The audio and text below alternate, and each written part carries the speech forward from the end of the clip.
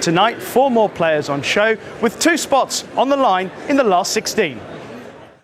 I think this match could be very, very difficult to predict because both of these players are extremely capable on their day. Fabulous break of 98 gets Ricky Walden level.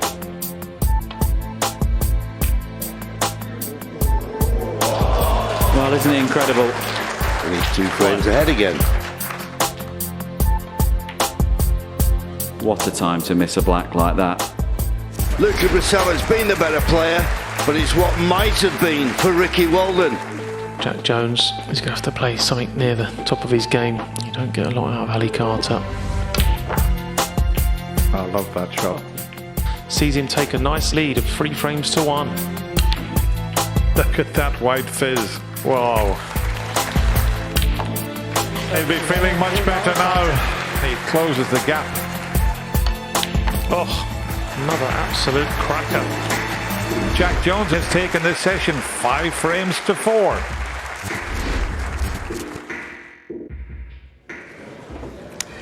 And these are the 2 matches we're concentrating on this evening. Luca Brisell trying to book his place in the second round for the first time on his 5th appearance at the Crucible. Up against Ricky Walden, he holds a 6-3 lead. And Ali Carter currently 4-5 down against Crucible debutant Jack Jones. Alongside me, 6-time champion, Steve Davis.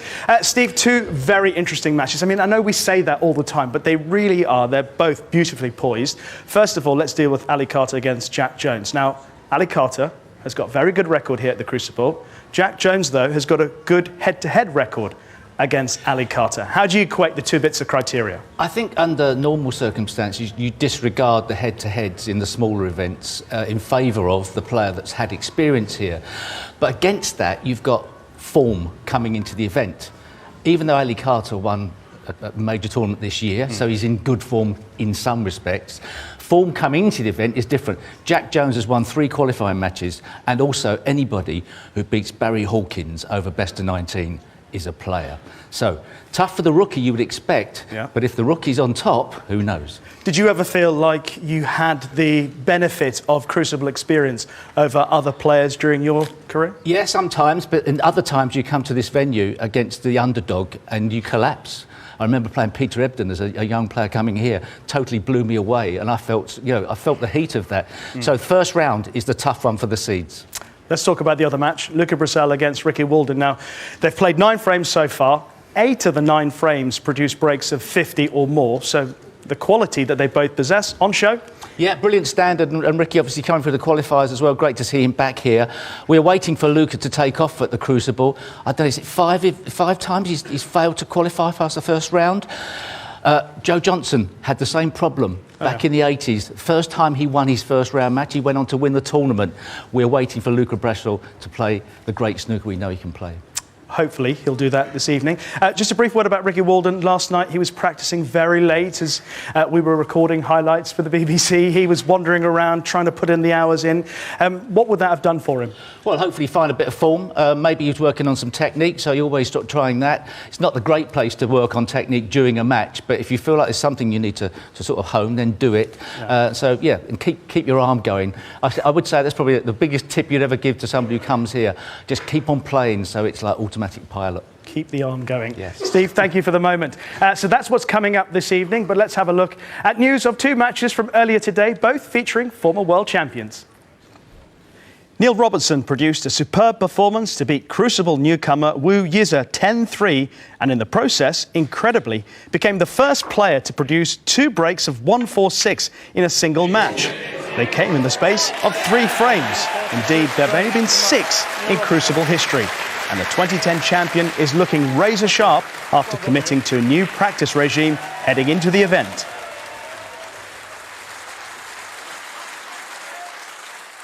I was playing very well to go 4-1, and then he made back-to-back centuries to go 4-3 as a debutant. It's just crazy. These sorts of things just never kind of used to happen. But then I played 2 really strong frames to close out 6-3, which I was really, really happy with. And then, coming out today, still, ultra sort of focused to make sure that I knew there was a chance if I win the first 4 frames. Obviously, that means no mid-session interval or anything like that. No chance for him to regather and maybe, come back at me. So yeah, I was really focused on the job at hand today, and played brilliant. I was so happy with how I played. Another former champion, Stuart Bingham, was also celebrating an impressive record of another kind after overcoming David Gilbert 10-4 earlier today. The pair have met 12 times now on the tour, and Bingham has won them all. Needing a run to the semis to secure a top 16 place, he should be pleased with such a fine start.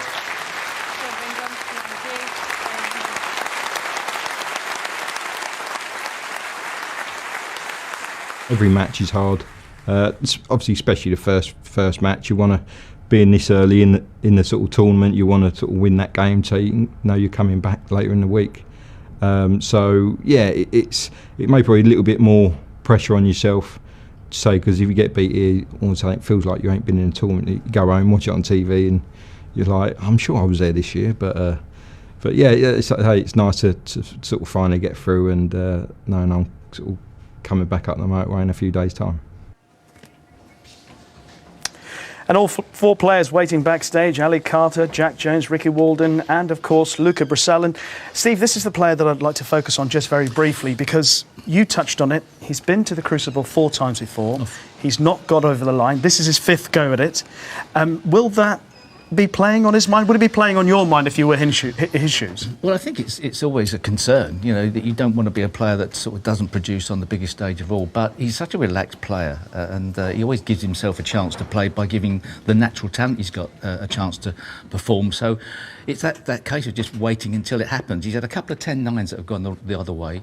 So, you know, maybe this is the turning point for him. Well, best of luck to him, and indeed all the players. Standing by to welcome them out, Rob Walker. Thank you. Good evening, ladies and gentlemen. It's the climax of our opening weekend of coverage at the Kazoo World Snooker Championship, and it's been top quality every step of the way. 12 centuries so far, 3 champions through. Time to find out who'll be joining them in the last 16 here at the always atmospheric, always brilliant Crucible Theatre.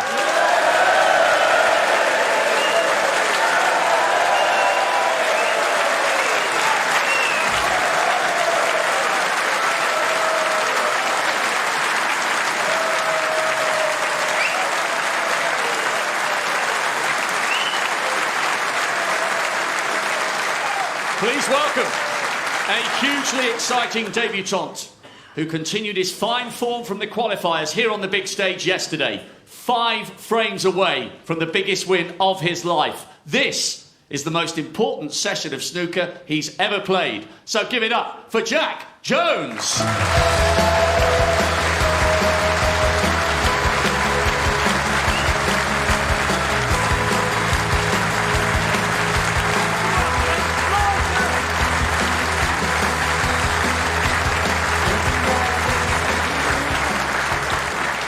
And his opponent, a 2-time world finalist who proved he's back to his very best, winning a 2nd German Masters title in February.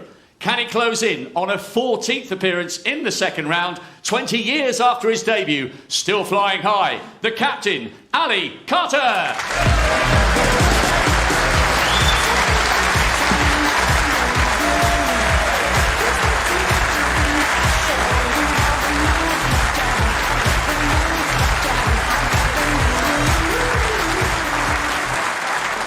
On table 1, here comes a 3-time ranking event winner, hoping to turn this round and make his first appearance in the 2nd round for 5 years, a decade after his electric run to the semis. He'll give it everything tonight, so give it up for Ricky Walden.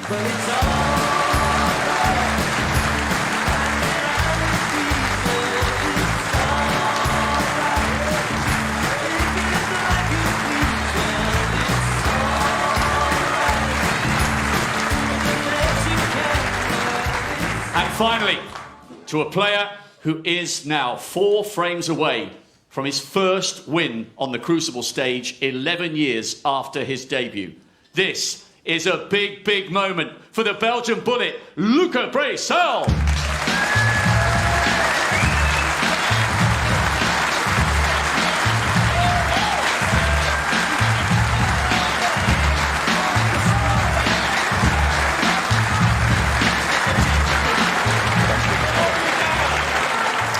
Great atmosphere in the Crucible this evening, and we'll keep an eye on Ali Carter and Jack Jones. Well, you can follow that yourself on the Red Button, iPlayer and the BBC Sport website. But it's Luca Brissell against Ricky Walden for us on BBC4. Brissell with a 6-3 advantage, but the spectre of never having made it to the second round before hanging over him. Stephen Hendry and John Virgo are prepped and ready to go for this one. Thanks, Rishi, and good evening. Ricky Walden. Welcome to the team, and good evening, everybody. Interesting match this. Both players have played really well. It's just mistakes, and probably more from Ricky Walden. And as we always say, Stephen, it's the easy shots you miss that cost you. Yeah, absolutely. If you could go through this whole tournament not missing anything easy, I'd be surprised how far you would go. But it's even a 6-3 lead. This is far from over, in my opinion, this match. But Luca Brissell, probably one of the most casual-looking snooker players you could see. He never looks under any pressure. Kind of plays as if he's just in a bounce game in the club. Tremendous talent.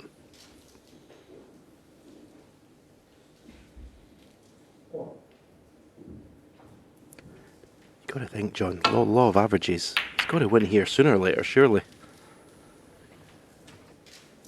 Yeah, but I'm certain, mentioned as he's being introduced. It's there in his mind, he's aware of it. Maybe something you wouldn't want to be thinking about, but it's mentioned in dispatches every time he appears.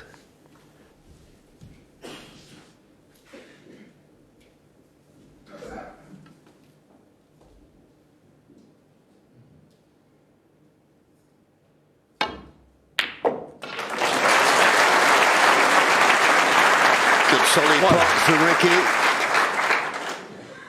Has he got an angle on the blue? That'll be a nice boost to his confidence.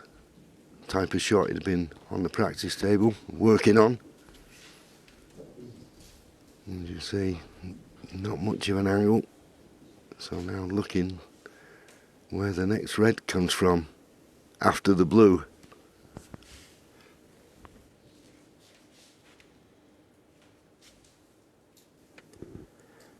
Well, he seems to have set his mind on the two reds below the pink as a plant to the right pocket, but there's going to be a 3-ball plant because he has to put a red onto those two.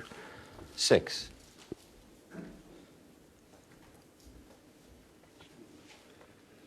Yeah, you've got to catch the second red just right, though. He fancies it. And he's got it. Needs to stop short of the ball line to be on the ball colour. Okay.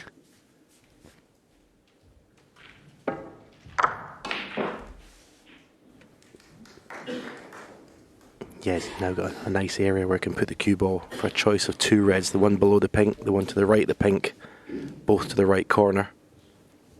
He could come down, further down the table. Those reds available around the black.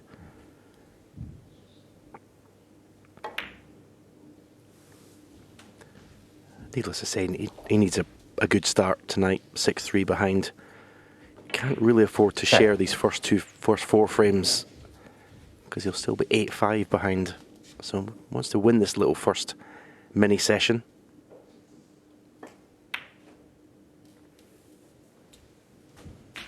$11.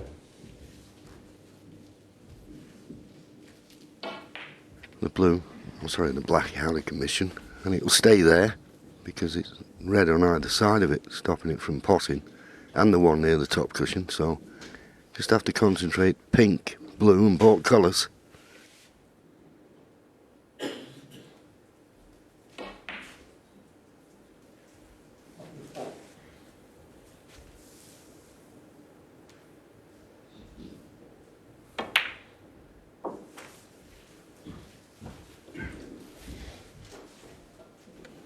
Lovely striker of the cue ball, Ricky Walden.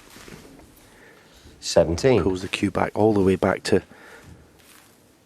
the tip of the cue, all the way back to his hand, and then delivers it nice and smoothly through. 18. That was a bit of a heart stopper. Used all the pocket there. He's nicely on the pink.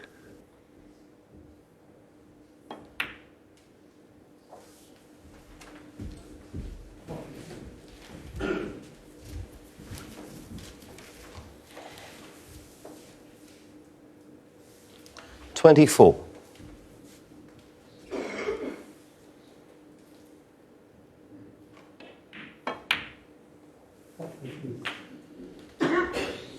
$25.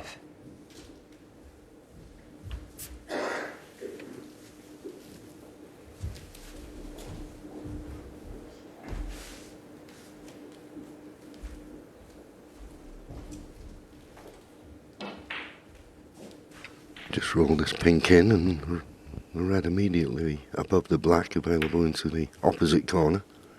Doesn't have to be playing any cannons at the moment, just precise positional play. 31.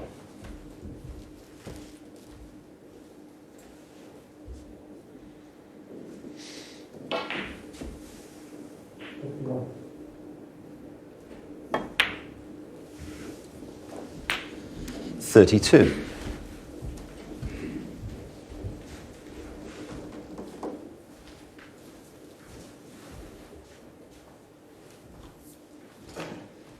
Yeah. On the first look for me, that was a little bit careless. I know he's rolled the red in and he's finished on the pink, but where does the next red come from?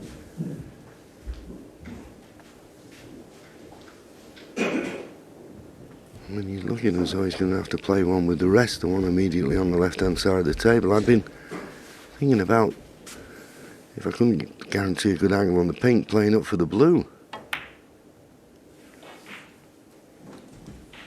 Has he run through far enough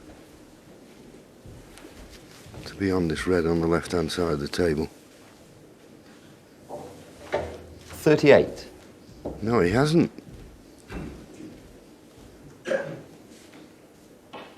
It just shows you just that little bit of concentration there. Just didn't give himself a chance to carry on once he'd finished straight on the pink. Cheers. So did nothing wrong. Ricky Walden, 38. But didn't make the most of that opportunity.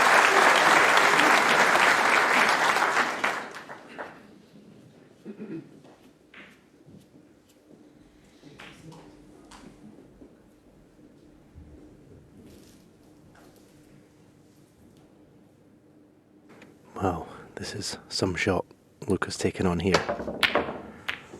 The only way he could get the cue ball back up was to raise the butt of the cue in the air, try and strike down on the cue ball. He raises his hand, he could have done a lot more damage than he has done.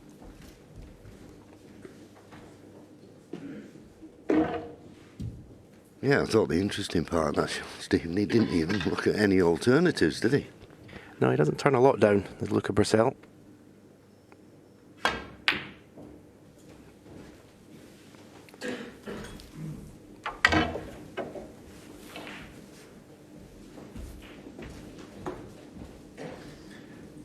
May have a similar type of shot here.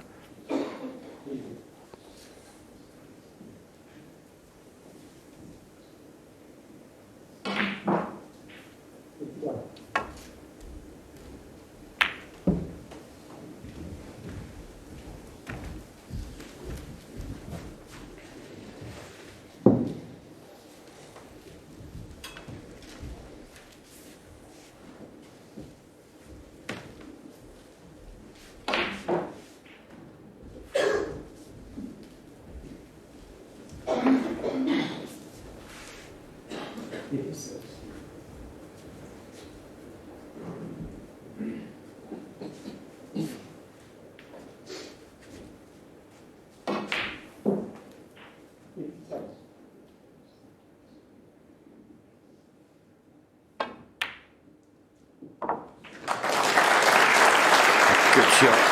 Why? Just need that cue ball to bounce a little bit more off the cushion. He can still pot this black. How much control he has of the cue ball, though, is debatable. But if this goes right, pot the black, get position on the next red. Could see him make a frame-winning contribution.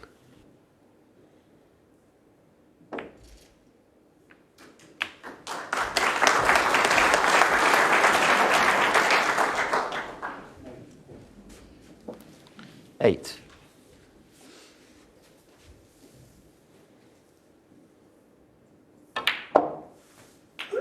9.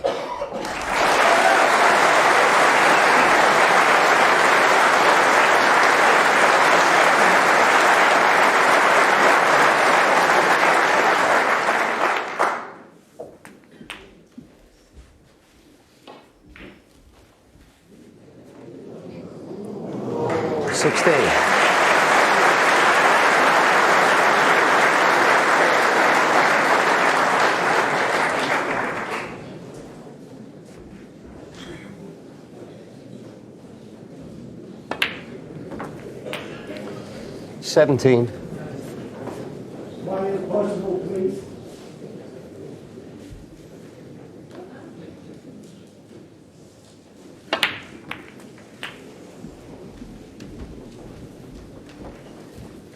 Now then, what's he on?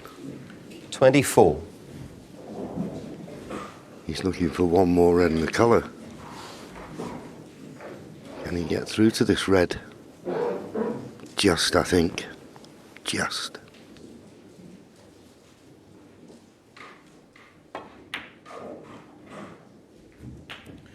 $25. Good start. That's exactly what he wanted when he came out tonight, Ricky Walden.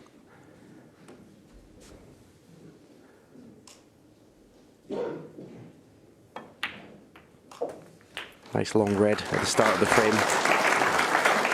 Really giving him a nice boost of confidence, and okay, didn't take advantage of the first 32. chance, but he's put the frame to bed here without his opponent scoring a point. 33.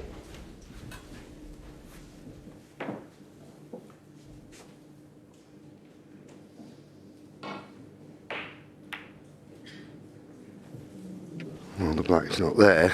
71 points of difference, Ricky 59 Walden, remaining. 33.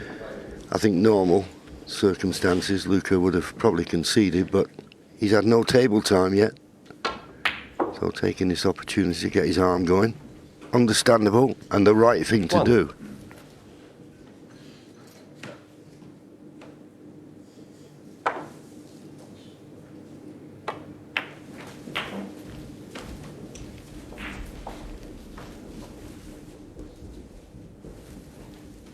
Eight. If he was going to play for snookers, he'd probably been better leaving the red he's just potted, because it would be a good snooker behind the black, but he may just be just trying to pot some balls. As John said, just get a bit of rhythm going in his cue arm. 16. 17. Well, this will tell us if he's got any thought of trying to win the frame, because he won't want to pot the last red. He'll want to play the snooker on the last red and hopefully get the snooker and a free ball. In which case, one snooker would be enough.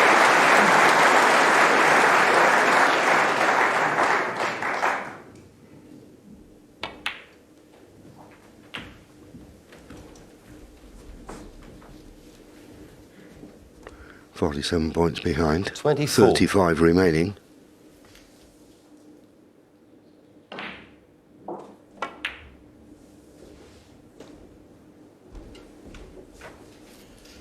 Luca Brissell, 24.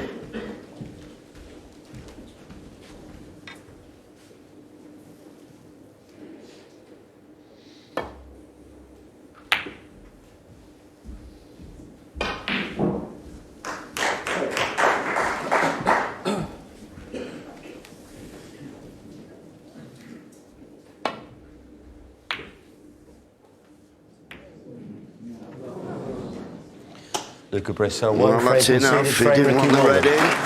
So he immediately looks at Ricky Walden, nods the concession, and as Stephen said, just what Ricky wanted. He's won the first frame. Still 2 behind.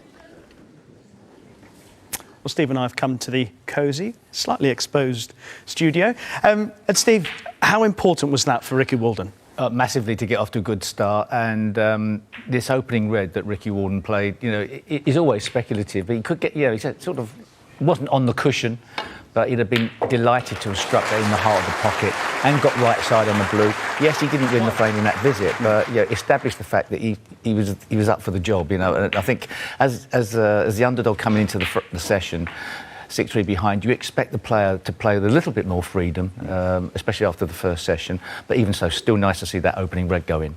You mentioned earlier when we were chatting at the start of the show that it's important to keep your arm going. He did have that injection in his shoulder last week. Is it possible, I mean, without asking him specifically, but is it possible that it's just taken a bit of time to free the arm up, or is it just the situation of the match?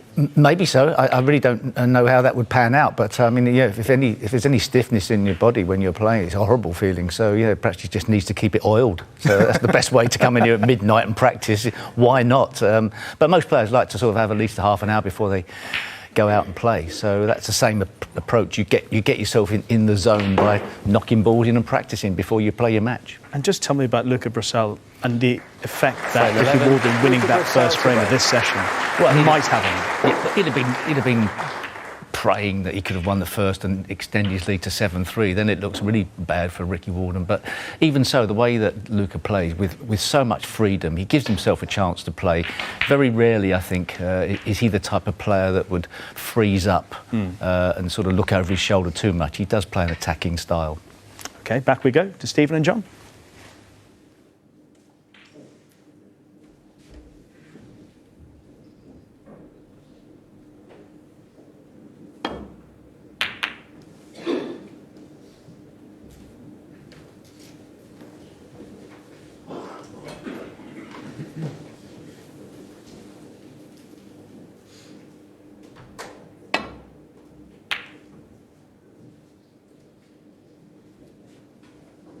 Just caught that safety much too thick.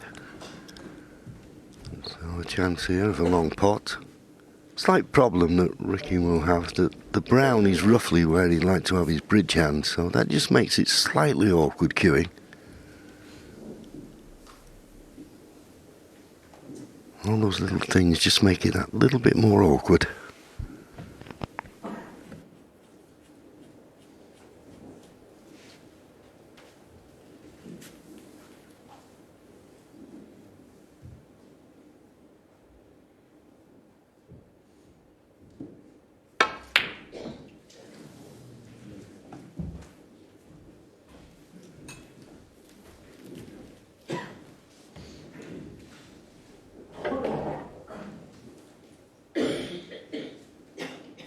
Not a straightforward chance this for Luca Brissell, but the last thing you want to do when you've got a deficit in a match is gift your opponent who's in front chances.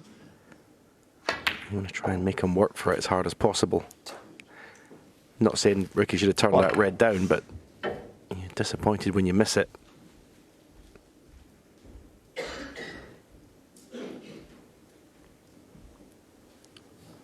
I wouldn't say 6-3 down, you have to play no miss snooker, but it's pretty close to that.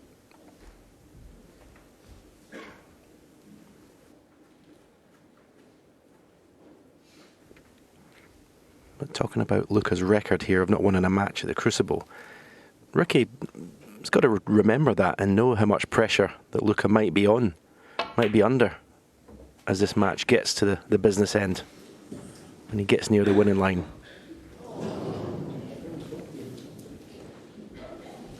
Six.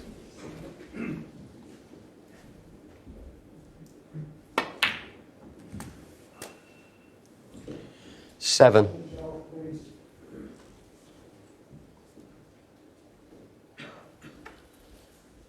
Well, if he's straight on the blue, he's got to take the black. Didn't want to.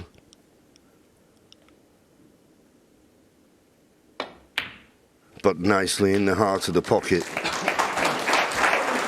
Didn't have to do anything with the cue ball, but as I say, he played for the blue. The black was a touch more difficult. 14. Made light of it.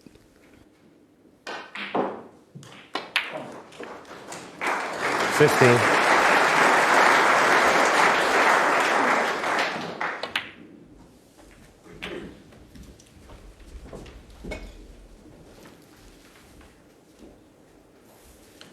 22. 23. Now then, into the cluster here. Don't hit the red full ball. It'll be like hitting a brick wall. Hit one half ball. That's what he did. And, well, it's pretty good. Except that he's not left with an easy pot to continue. Just caught that half ball. But he's pretty good with the rest under normal circumstances. But he needs to be here. This is not straightforward.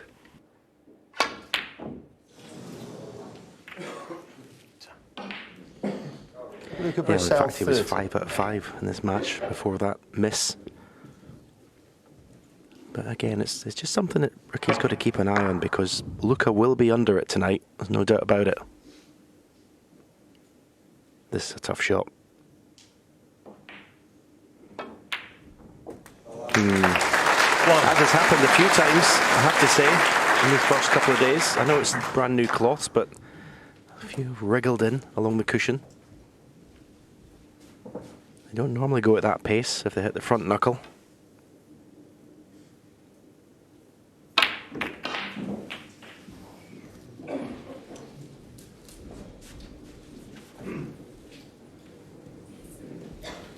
Eight.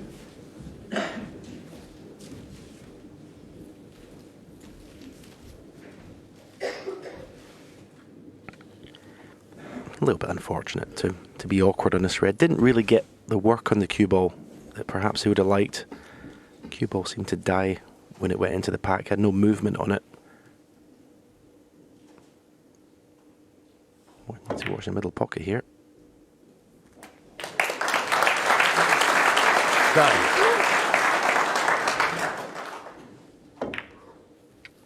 Yeah, and he was aware of that. A little bit harder, it may well have dropped in the middle. He's got a slight angle on the blue. The red in the balk end, the other half of the table. I don't think he can go round the back of it and play for it the same pocket as the blue. I may be wrong.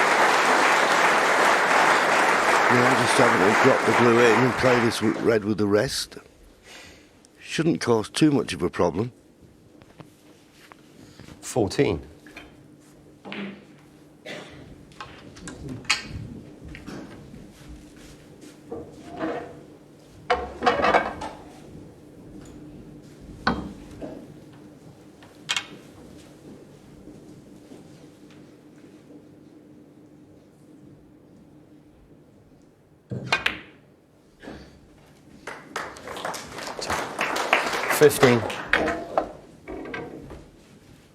Now the reds in the middle of the table couldn't be better situated. This, to me, is the key shot now. If he can get nicely on the next red. If he's a little straighter on the blue, it'd be a formality. Can he hold without playing a cannon? He could. He's played it well. Frame at his mercy. 20.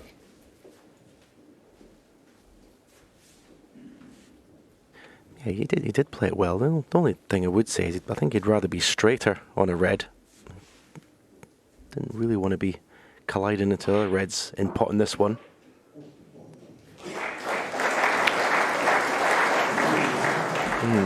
He'll be happy with that. 21. That's not the way he played it, I'm sure. He knew he was making contact with the red, but I don't think he knew anything about the pink.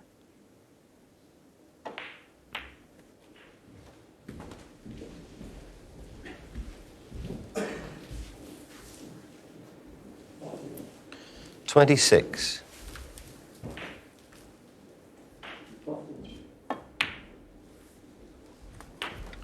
27. Black. Opening 4 points in front.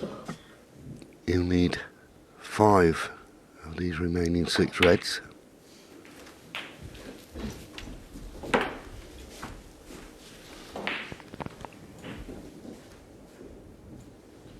$34.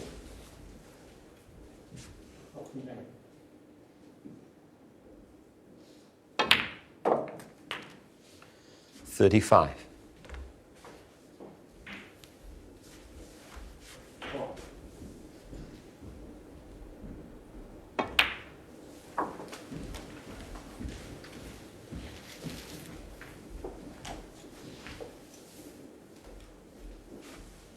41.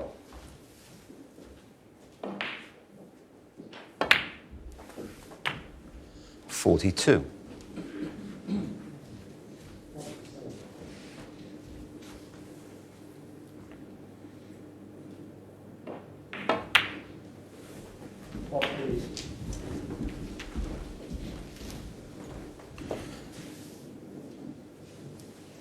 48.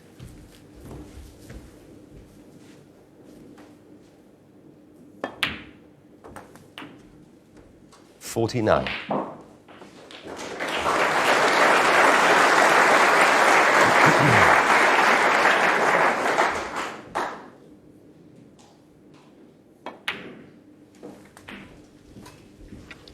'Decided to play for this one. He needs this one and then the one on the right hand side of the table, which is more accessible. 56. Couldn't refuse that angle he had on the black there. 26 points to lead. He needs 2 reds, 2 colours.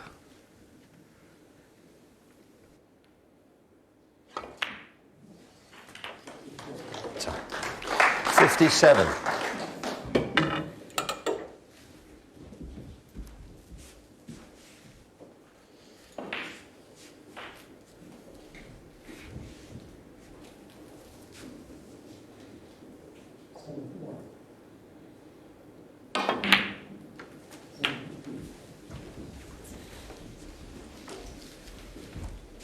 Well, decided to stun the black in, and 64.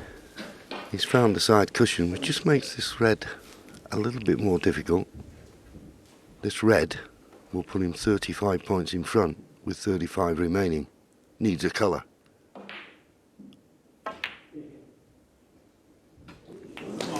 Well, he used all the pocket once again, but then it went, and nicely on the blue.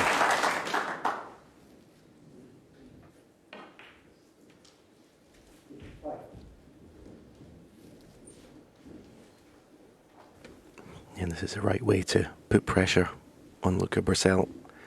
Win these frames when he misses or makes a mistake in one visit. Because even if the frame previously, when Ricky took a couple of chances, okay, your opponent doesn't like you to win the frame, but if you're not winning it in one visit, it doesn't put the same pressure on. 70. This has been excellent from Ricky Walden.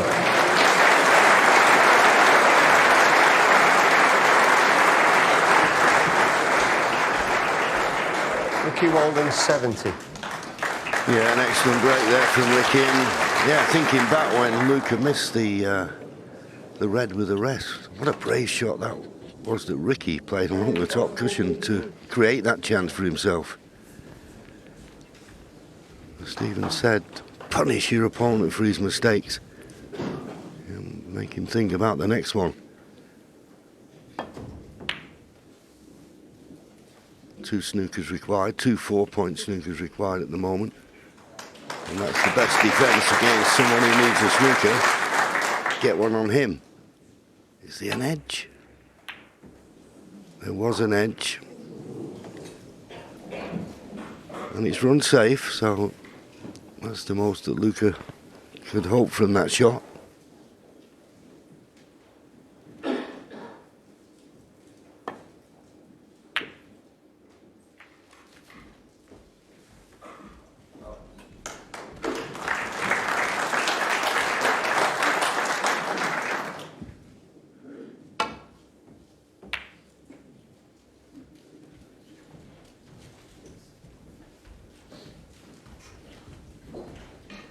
So pot this red, and that will be frame over.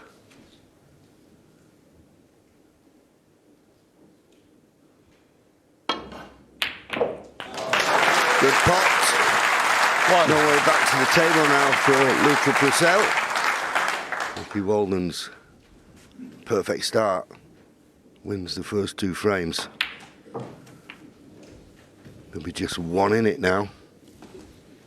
I think we're in for a match, folks, here 8. at the Crucible.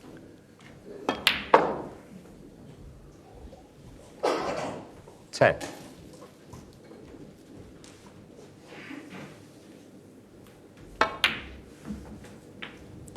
13.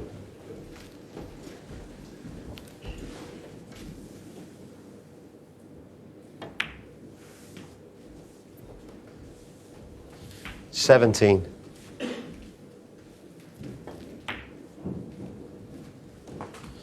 $22.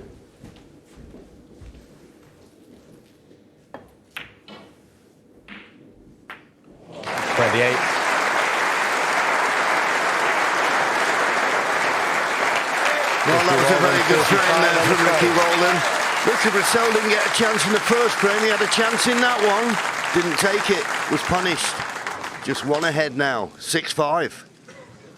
A wonderful start for Ricky Walden, and the confidence of a 6-3 lead has quickly evaporated. Yeah, and it looked like Luca had really sort of dug in deep there and started off with a 30 break in that frame.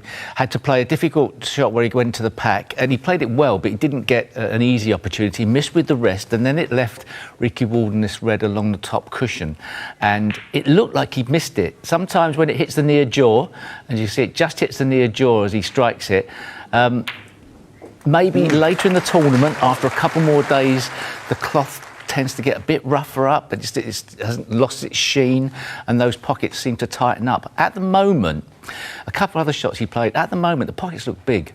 Yeah. Stephen Hendry's phrase was forgiving at the moment. Yeah, and so there's templates, and every time the pocket's measured, these proper templates go in to make them as perfect as possible so that it's the same all throughout the season. Cloth is probably as uniform as it's ever been before, but it still does sometimes seem like some tournaments, some tables seem to play easier than others. Even at the World Championship, sometimes one table has seemed to play easier than another. Yeah. But if the pockets are big, or if they're playing fractionally big, and we're talking fractions, but these players obviously are aware of that. If the pockets are big, there's a premium on winning when you get your chance, because the other guy has more of a chance to counter-attack if down the rails they're a bit easier. OK, really good info. Luca Brissell, his demeanour is one of being unperturbed by what's going on. Yeah, is great, that what he's feeling inside? No idea. I honestly don't know, but what I do know about Luca is he doesn't change his game, which is it's an attribute here. He doesn't freeze, although it obviously gets tough if the other guy comes back. Well, the other guy is definitely coming back. Ricky Walden now just one behind as we head back to Stephen and John.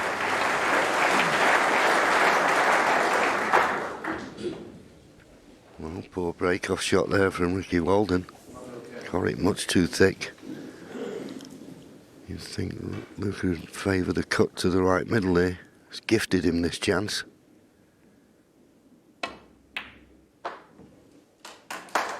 Trying to play it in out of balk. It's going to catch the jaw, which might just slow it up a little bit. One. Didn't play that too well, in all honesty. Now, can he pot the green if oddly off in the left middle? It's debatable.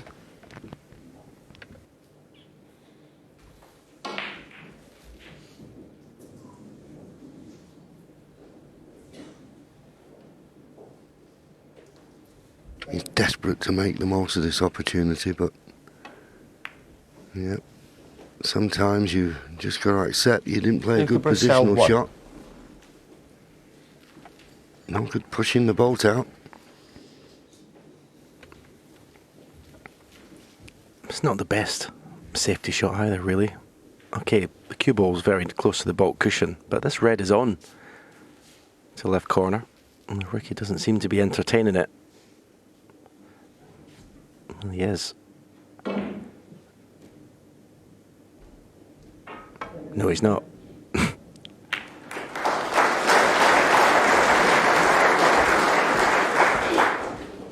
Well, I can only assume he thought that he couldn't get on a colour. It's a tough one to turn down. Anyway, after his break-off shot that he's released, it only cost him 1 point.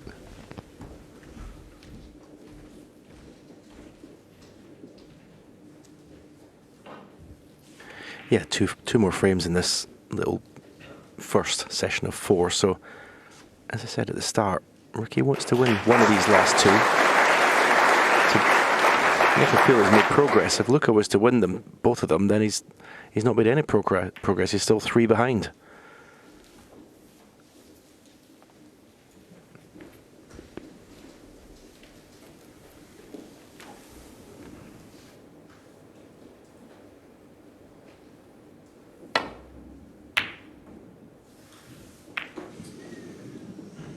Good safety shot from Ricky, but not punished. You know, at this level, that was more than a half chance for Luca.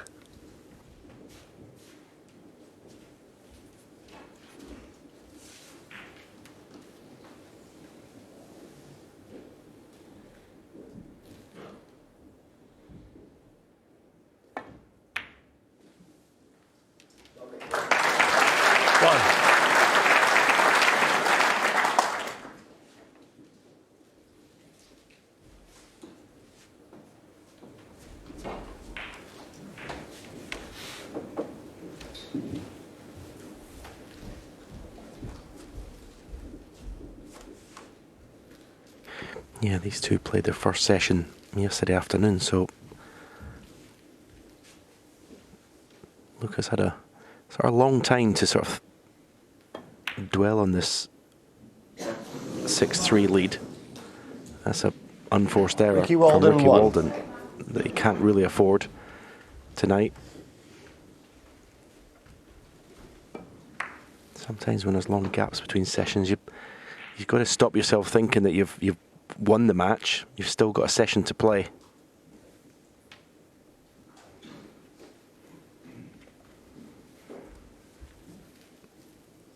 But that miss pink in the middle will make Luca feel a bit better. You feel better being pot this red as well and get on a colour.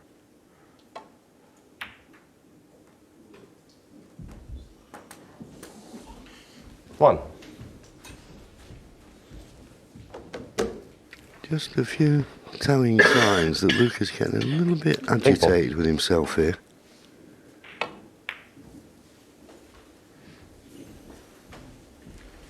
Luca Brissell, 1.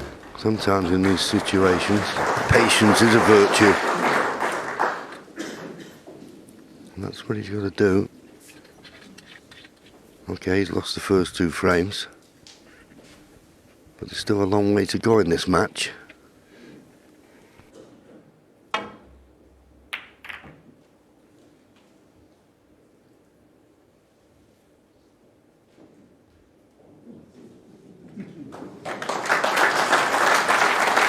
Well, snuck up behind the brown with that red in the baulk half of the table.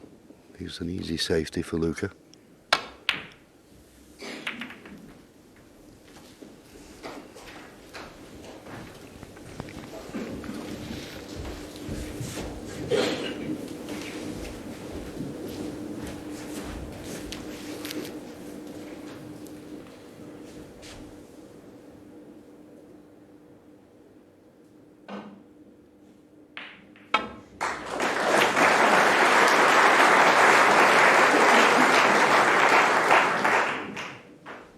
Well, that was an aggressive shot from Ricky. You know, it wasn't the easiest safety, but decided to play the red that brought the black into play. It's a good target, that, you know, the pink, the yellow, the brown. If you could get him behind that, you'd have your opponent in big trouble. In big trouble if you can get behind those 3. Made a pretty good fist of it. Is there a gap? There's always a gap. Whatever run of the ball there is out there at the moment, it's all for Ricky. That was a great shot that Luca played. Foul and a miss. That's another unforced error, but that was a great shot Luca played with check side to get the cue ball up there, but very unfortunate to leave that gap. Pressure on the referee now to find that gap. Paul Collier.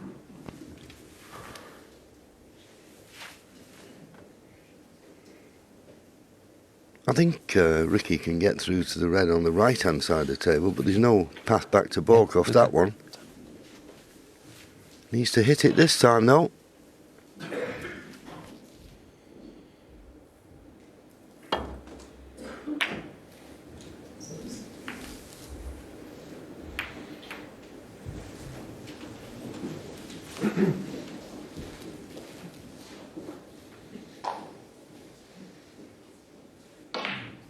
You see, there's a red 2 up that's possible, but no value in that. Tough pot. Can't get position on a colour. So it's back to the balk end. But this time it's difficult to see how he could get to the middle of the balk cushion, which would bring the yellow, pink and brown into play. And he thinks, well, I'm going to leave that red near the right corner. So not straightforward.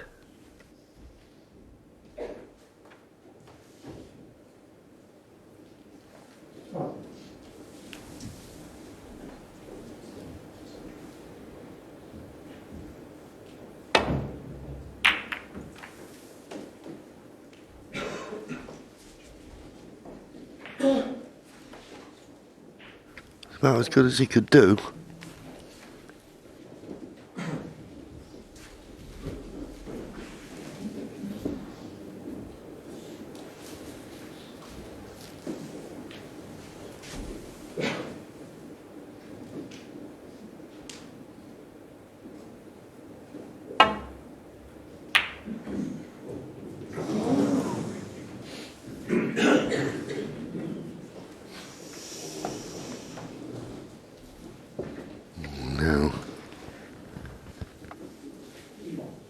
I think even if it had caught the yellow full in the face, he wouldn't have left this red closest to the corner. Can he get through to the one near the top cushion? If he can, that is a possible cut. Obviously not.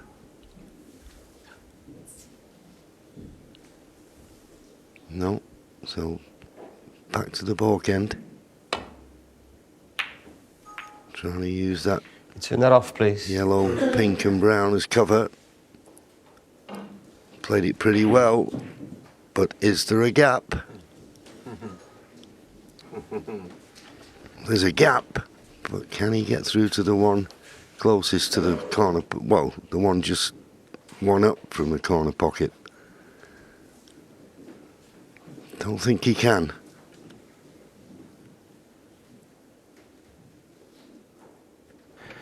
Well, I was watching Luca Brissell and he was sort of smiling, sort of a sarcastic smile that I think he thought he'd left this red. But I'm sure Ricky would be down playing it by now if it was on. Well, there's nothing on the other side of the table, so maybe a little swerve. A little trace of right-hand side. That's what he's playing, just striking down slightly. Got to be very precise. Yeah, swerved it too much. Now when? What's the damage?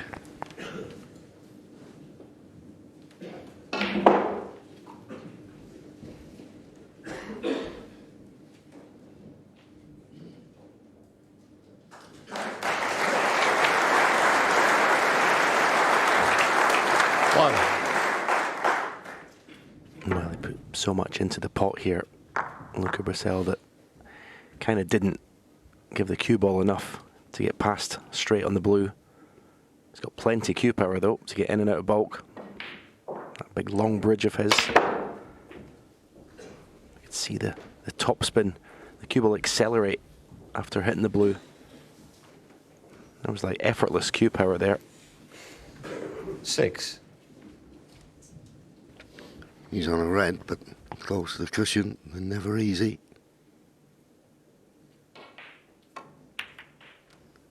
Oh, but he landed on it perfect. All he had to do was roll the red in. He got the cannon, stay on the black. Big chance now.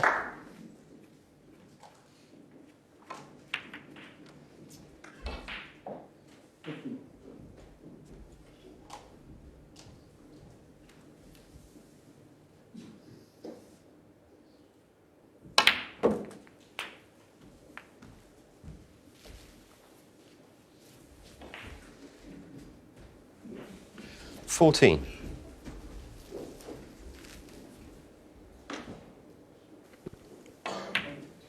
His cue action's got so much freedom. 15. Just a way, huge long backswing and right through the cue ball.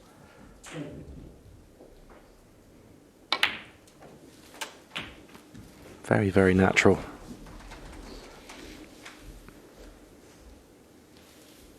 $22.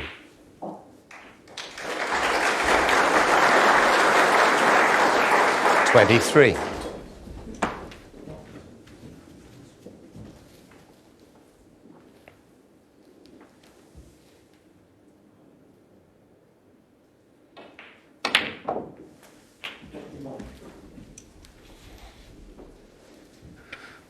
Well, not as nice on this red as he would like, but 30. shouldn't cause a problem. Imperative he gets the right side of the blue, though, off this red. 31. A little bit thinner than he would have liked. Don't think he'd want to play for a red along the top cushion, but that looks the obvious red to play for off this blue.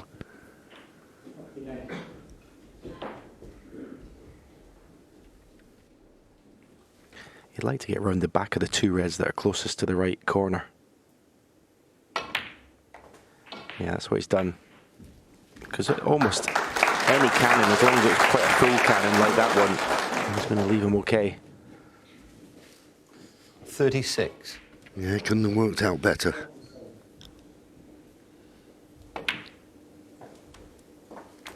$37. That's a little bit careless to leave himself hampered like that. Should have avoided this at all costs. All things considered, good pot. Yeah, that was an example. Talking about the freedom and the cue action, even that was really tricky, and just 44. still brought the cue good distance back to deliver it through smoothly when it was really tricky. 45. So 50 points, the lead. There's 67 remaining. So a couple of reds still needed. And they're not in open play, so it's not a formality. 47. Well, he's landing nicely on this red. It's a testy one, but nothing to do with the cue ball. Pot the red, you're bound to be on the black. And the red and the black will put him 60 points in front with just 59 remaining.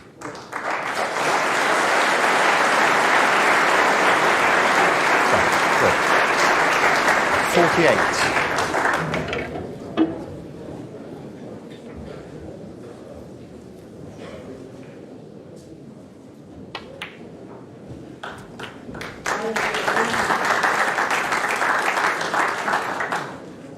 So a snooker 55. required.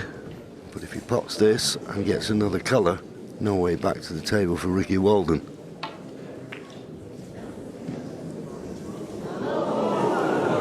There is a way back now. Luca Brissell, 55. So just one snooker. It's been done many times before. This frame not over yet.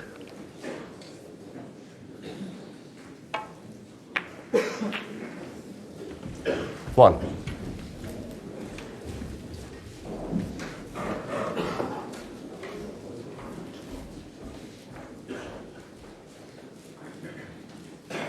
Not the best shot on the black.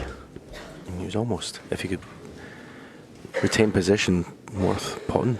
4 reds, 4 blacks, yellow, green, and playing a really good snooker on the brown behind the pink. But that plan is it's gone out the window now. 8.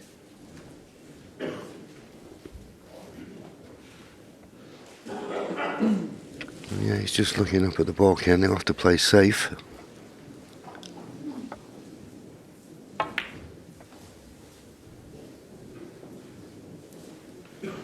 Ricky Walden, 8. That's pretty good.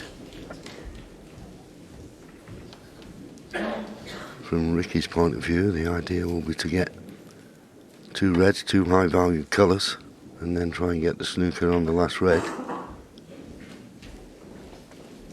And this red may just drop into the left middle. Can he drop it in and hold for the black? If he can, he'll take it on.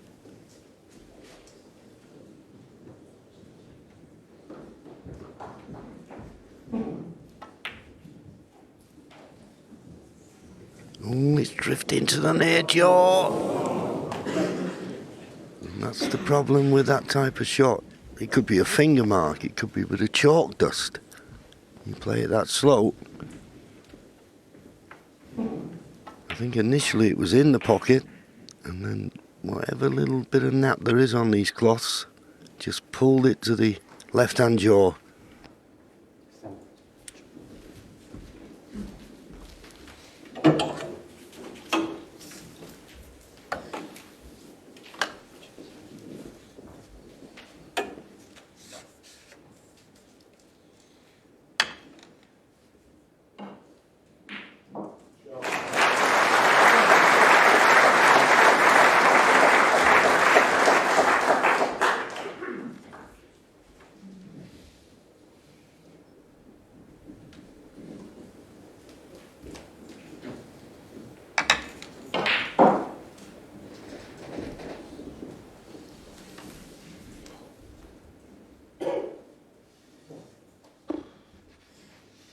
Yeah, you don't want to overthink this, Luca. A shake of the head there, he was confusing himself, I feel.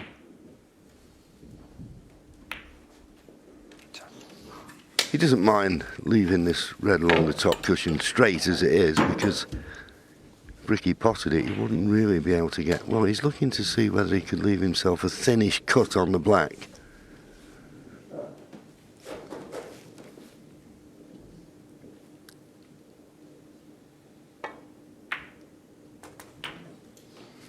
One. And that's what he thinks he can do. And if he does pot the black, that was a bit loose from Luca, wasn't it? As I say, he overcomplicated it for me there. Yeah, this is... The frame's over. Should he miss this? Good pot. He's back in the frame now. Brown and the pink. Could be a really good snookering situation. Yeah, unless he feels the pink's the only red he can play off. He's having a look at the scoreboard. It doesn't need to be all blacks.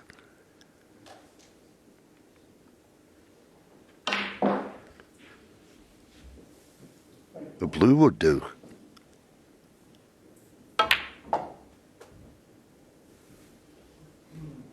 He'll settle for the pink. 9. I know he'd like to have left it there, but obviously he needs high-value colours.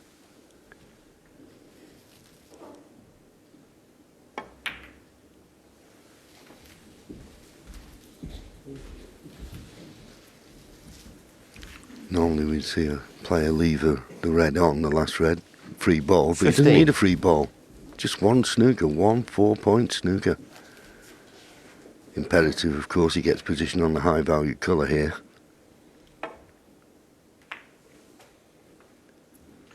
$16. And then go to work on the colours for that snooker. This could be a massive frame in the context of this match.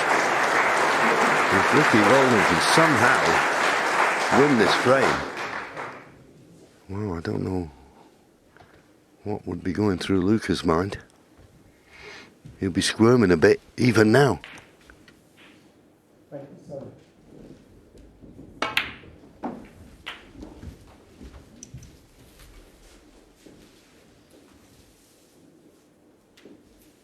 $30 points the difference. 27 remaining.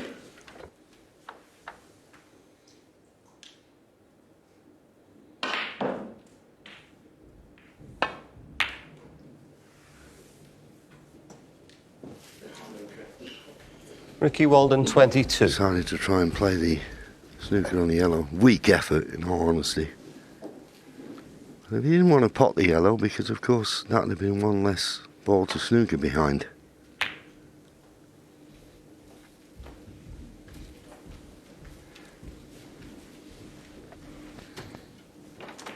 The one thing that is imperative when you're trying to get in snookers in this situation, you must get the object ball safe. If you don't, you won't get another chance. He's not got it safe, and Luca will be looking at this yellow now. If you can knock it in, frame over.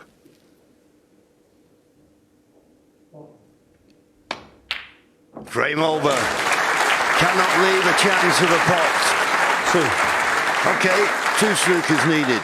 Ricky may play on, but it's a tough task now.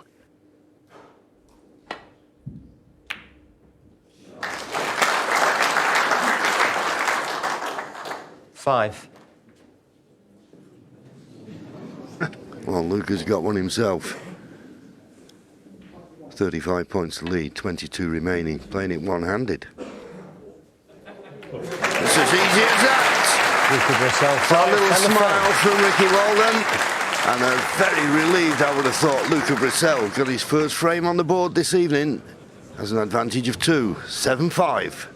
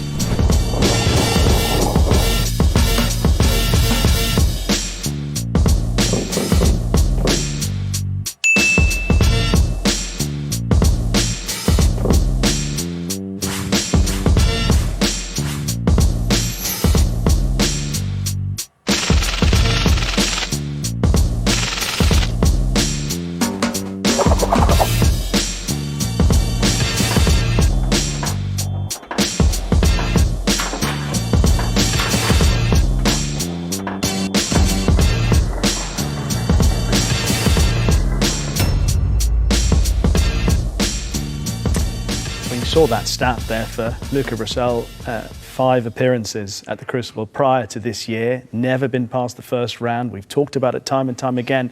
And for a person with that hanging over him, that was a massive frame to settle the nerves now, Steve. Yeah, it relaxes you a bit. You know, it's nice in any session to get off the mark. And from in front, sometimes you can really feel the heat here. You've got to try not to look over your shoulder, but you can't help but know that the other guy's got his tail up, and he'd be a lot more relaxed, I'm sure. Even though he always looks so chilled out and relaxed. Yeah. Thinking about my own times here at the Crucible, I'd love to be able to have had that attitude sometimes. Not all the time, but sometimes. Well, your attitude seemed to get you pretty far. Yeah. One thing I like about him, and Stephen and John have mentioned it, is that cue action of his. It is a beautiful one to watch, isn't it? It is. It's very long and flowing. There would be people that would criticise everything about it if he was playing badly. You'd say you need to shorten up the bridge to keep any inaccuracies at their least. But for him, it's the way he's always played. He's resisted the temptation to go to a coach to try and change his game, and all the better for it, I think, because sometimes that can be a road to disaster. All right, let's get back to it. Back to Stephen and John.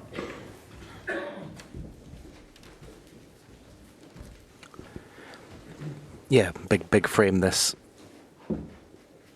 As I've said a couple of times, if Ricky loses it, it's as you were. He's made no progress in this evening session. Great pot. Great pot. He didn't turn much down, Luca Brissell, and as I said, that last frame would have really settled him down.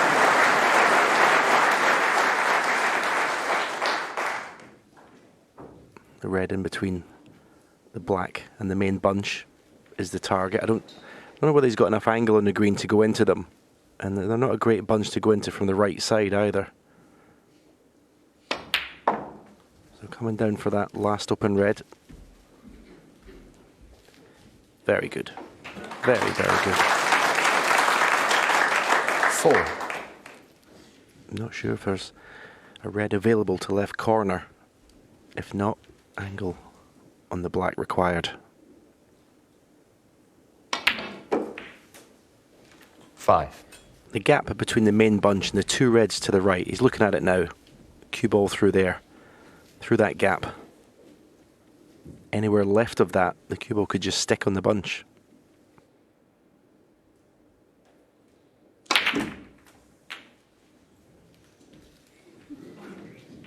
Didn't get the gap. He has got one to right middle though. Yep. 12. But he's hampered. And if he wasn't hampered by the black, I think this was a pretty straightforward shot. He's looking for an alternative. Stephen and I are referring to red on the right-hand side of the table. Well, maybe he can get past the pink and cut this one in.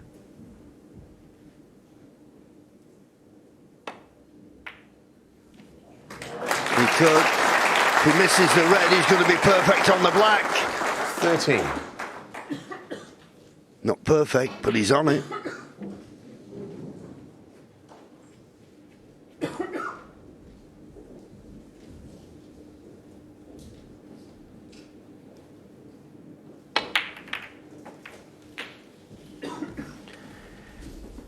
Didn't play the cannon the way he intended to. Didn't want to make contact with that first red there. 20.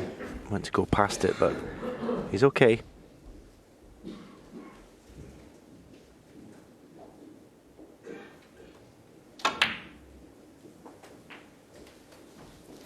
$21.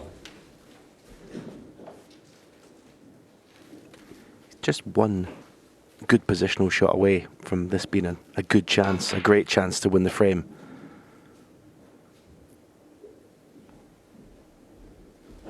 Just going to negotiate this cue ball in and out of bulk without contacting one of the bulk colours.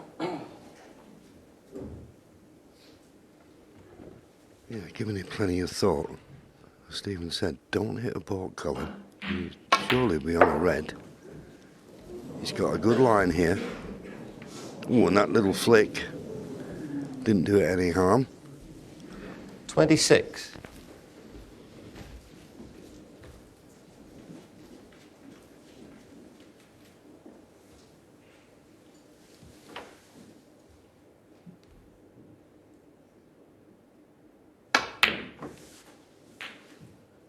$27.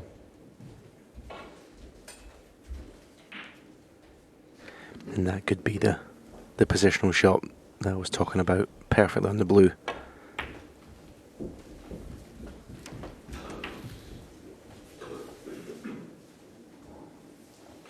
$32. The sarcastic tap on the table means that there's a careless shot. You need the cue ball to go another inch or two. So having to come perfect on the blue is now not perfect on the next red. It wasn't a difficult pot, but 33. you don't want, you want to, at this stage of the match, when the pressure's on, you want to make things as easy as possible. You don't have to keep potting yourself out of trouble with tricky pots.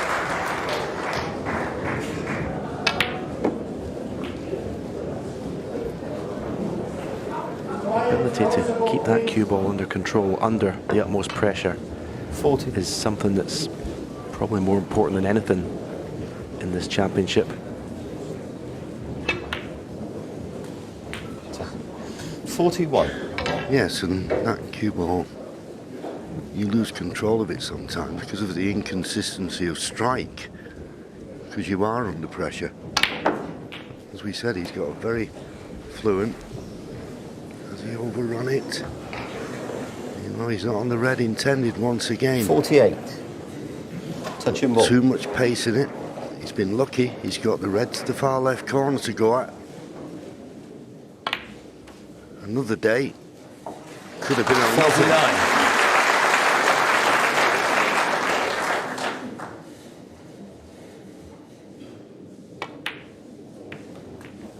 49. And that shot surely paves the way for an 8-5 lead at the interval. And it's as you were at the start of the session. Ricky Walden, for that good start that he's made, he couldn't capitalise.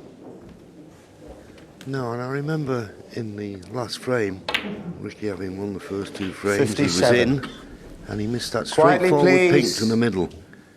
I remember you saying at the time that that would give Luca a bit of hope and heart, and it does. If you see your opponent not punishing you, it just takes that little bit of pressure off you.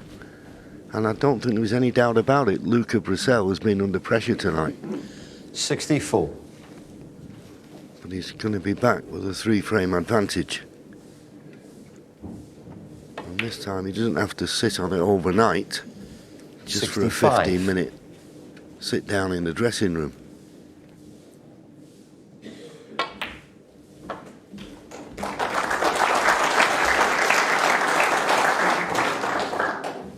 $70.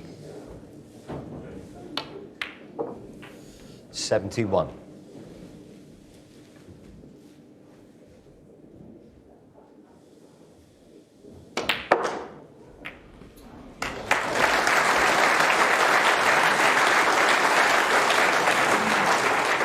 $76. 77.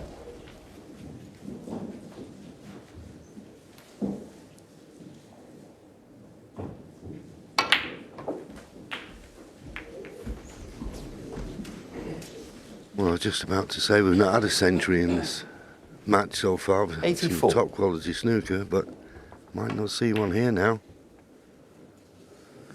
No, just not on the rail, but that will be enough. So he's got his 3-frame advantage back. He'll be relieved. Ricky Walden disappointed. 8-5. A wonderful end for Luca Bracel. Obviously, a session of changing fortunes with Ricky Walden having a good start.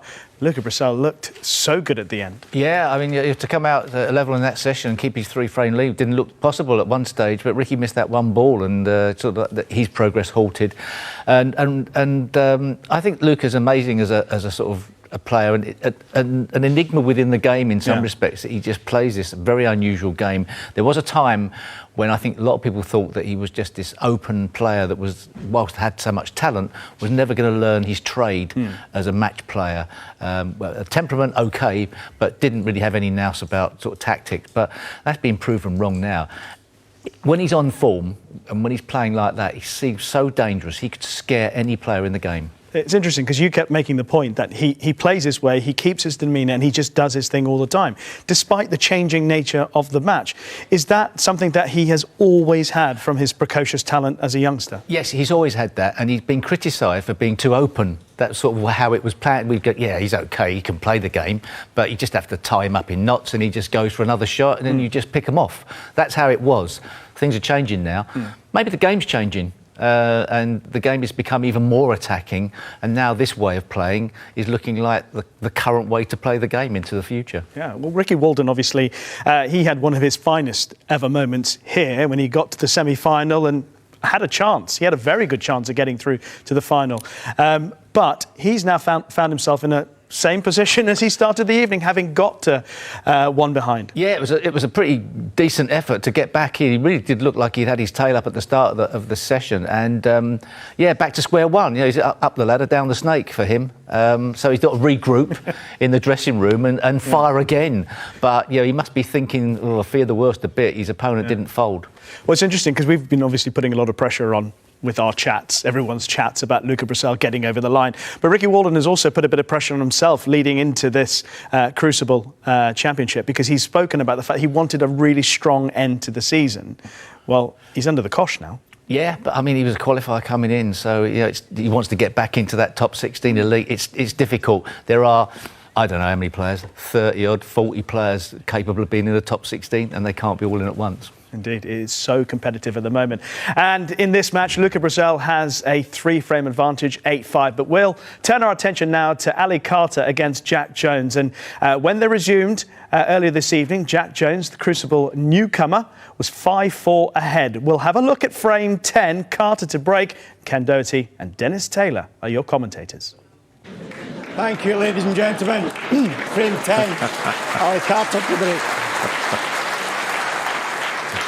I don't know where it was, Ken, but somebody shouted, "Come on, Dad," which was lovely. Brought smiles all around, and it's Ali Carter who gets this first frame of this evening's session underway, and he needs a good start because he did well to win the last frame with the 49 break, because Jack had chances of opening up a 3-frame advantage. I was very impressed with Jack Jones's game yesterday, Ken. Yeah, well, it was one frame. I'm going to put that 8 frame where he was 58 behind and he cleared up with 65, and there was I'll tell you what, it's one of the best clearance that we're likely to see in this World Championship. And I'll tell you what, he's playing with such an air of confidence, Dennis. Yeah, especially being his first time at the Crucible. You know, we always used to talk about Crucible nerves, but it doesn't seem to apply as much these days because the players are playing so many tournaments. But you've still got to do it when you get out there because it's totally different to any other tournament with the two tables and everything's very, very tight. There's not a lot of room. But he's coped very well so far.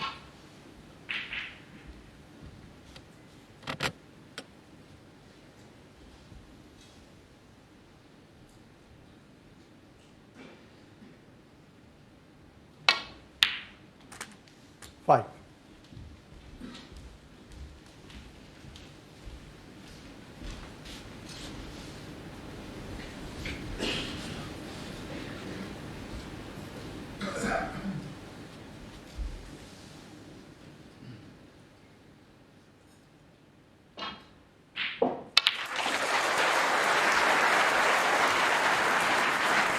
Well, that was a lovely little shot into the pack with the black, and knew he was going to be on this red, but bringing a couple of more reds into play. And of course, he's had to come through. Well, 3 matches. Adam Duffy in the first one, Robbie Williams 10-9, and then the final qualifying round. Well, so impressive against Barty Hawkins, 10-8.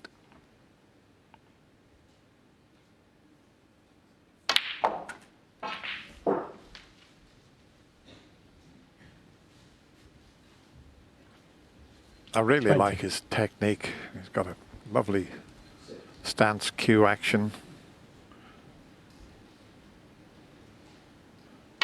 Got that nice long pause before he delivers the cue. And he's coming from a part of the world where there's so many great players. South Wales. There's that stance there and keeps the head still. Watch the pause before he delivers the cue. Watch, see, and then straight through. He's okay. He's got one to the right middle, and he's opened the reds up nicely. He's given himself an early opportunity in this opening that was a frame. lovely shot, wasn't it, Dennis? He didn't play it with a lot of screw, but he just stunned into the pack. Have a look at this. Just stun it and make sure the cue ball just goes through the pack a little bit, with plenty of pace, and nicely on this red into the right centre pocket. Yeah, I totally agree with you. His cue action and his pause is very, very effective.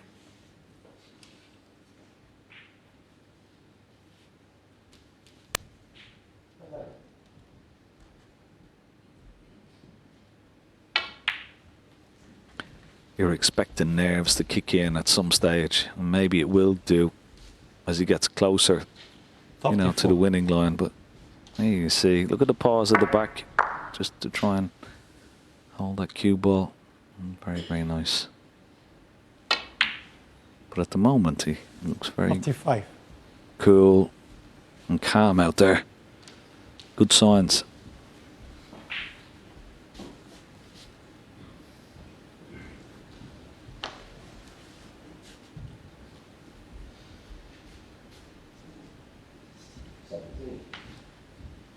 The only thing I would say, and maybe could have a look at, is just sometimes he just takes a little bit, looks around at different shots, and burns up a lot of time. Sometimes his average shot time is up almost nearly 30 seconds, and he doesn't need to be doing that. He's very fluent when he gets in. He sees the shot early, but sometimes he can complicate things just by looking at a few shots. But other than that, I mean, everything looks very, very solid indeed for Jack Jones. 43.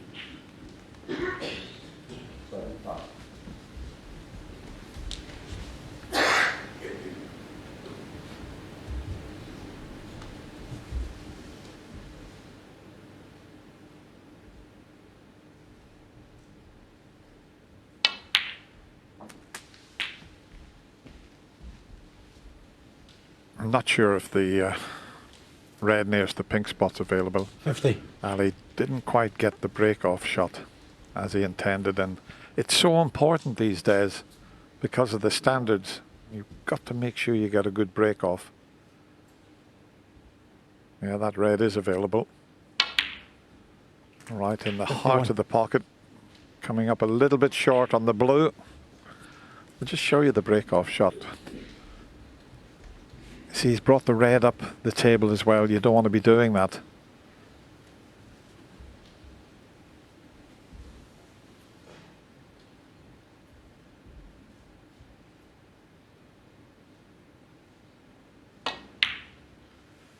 But also with his stance and cue action, he keeps his head so still on the shot, which is key also. 57.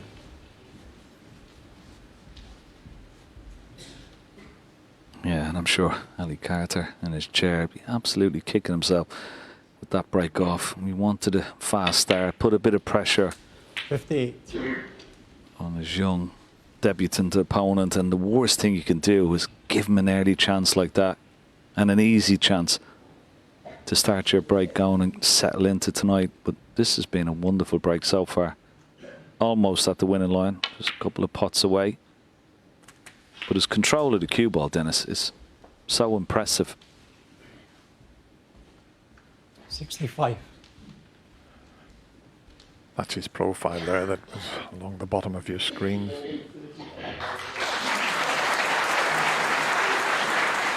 Didn't have to play any cannons there. 66. Well, this black will put this first frame safe, and then he's got a possibility of knocking a century in.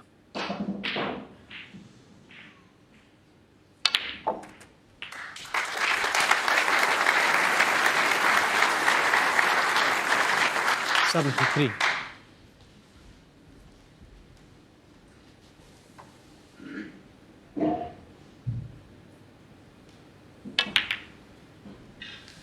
Ali Carter had a wonderful 143 clearance in frame 5. But this would be a very timely century. Doesn't really matter if he doesn't make it, but he secured the frame. But it's always nice. First time at the Crucible to knock a century in. 80. Yeah, it's just a little milestone, isn't it, in your career? Coming to the Crucible, making a century. 81. We all know how this wonderful Crucible crowd love a century. We've got to negotiate the cue ball in and out of balk now.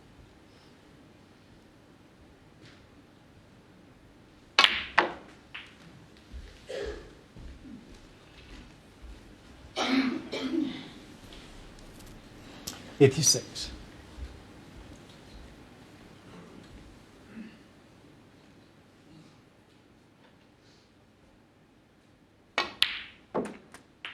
And this will do his confidence and belief the world of good. Making a break. Great start so far.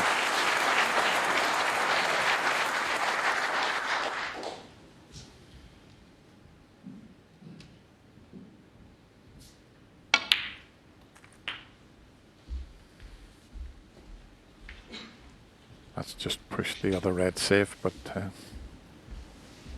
93. if he puts this red in the pink, you get his century, and it doesn't matter about that difficult red on the cushion.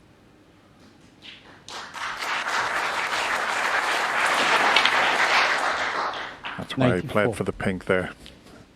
So he was obviously thinking about making his first century on his debut here. You'll get a terrific round of applause for this. Very well done, Jack Jones. Turn up. 100. And why not keep it going with a double? No double. Jack Jones 100. What a wonderful start for the Welshman. Ali Carter broke off, brought a red up. He clipped it in the middle pocket, and that was the end of the frame. He's now 2 frames in front at 6-4. Brilliant from Jack Jones, who is the 48th player to make a century on his Crucible debut. You can keep watching that match via the red button on the iPlayer or on the BBC Sport website. It is 7-6 to Jack Jones. As it was at the start of the evening, he is still 1 frame ahead. Steve, we were talking about Jack Jones and talking about the fact that he said he's not fazed by the Crucible venue, which a lot of newcomers would be. Totally. Yeah, there are people that have come here and just realised that it's just the most alien place to play snooker compared to what they're used to. There's nothing quite like it. The crowd are so close to you. You sit with your opponent. It feels really cramped, and it's like sometimes like a library atmosphere. There seems like there could be no atmosphere when sometimes there's a lot. And but some people just take to it, and you don't know until you get here. But might as well say, I don't care where I play. That's a better attitude than having a problem with a particular, horses for courses style thing. Yeah, I think a lot of people would say win, lose or draw. He is going to be happy with the way he's played on his Crucible debut, but surely he's thinking, I just want to win now in this position. Yeah, no, he's not the underdog here in his own mind. Yeah, he's had a great result in the qualifiers, beating a fantastic player, Barry Hawkins. He's out for another scalp here. Yeah, OK. So as things stand, Jack Jones is in control of his match against Ali Carter. But for us now, it's back to table 1 and Luca Brecel against Ricky Walden.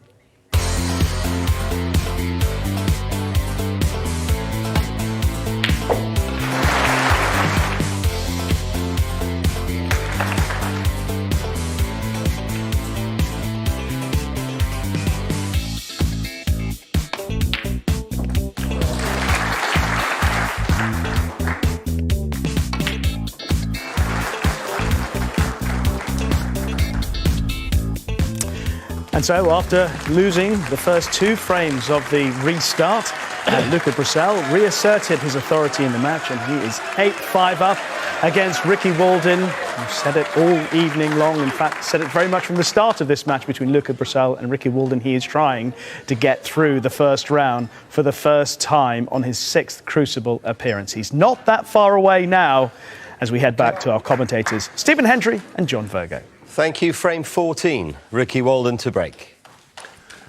Referee Paul Collier calling it out. Frame 14.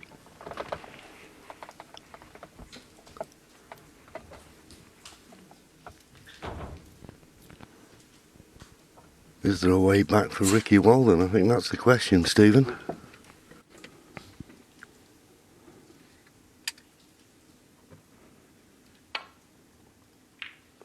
Yeah, well, I think as long as Luca needs 2 frames for victory, Ricky will feel there's a chance. I think if Luca wins this frame, goes 9-5, you wouldn't hold out much hope for Ricky. But I will repeat again that this is not going to be easy for Luca Brecel to get over the winning line tonight. As I say, we keep talking about that record.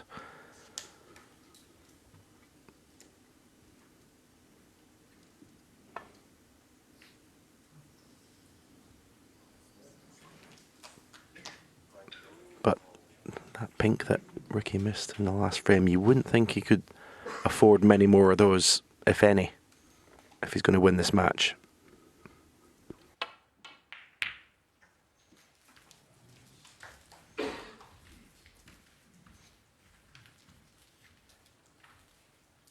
Chance here for Ricky to bring the black into play.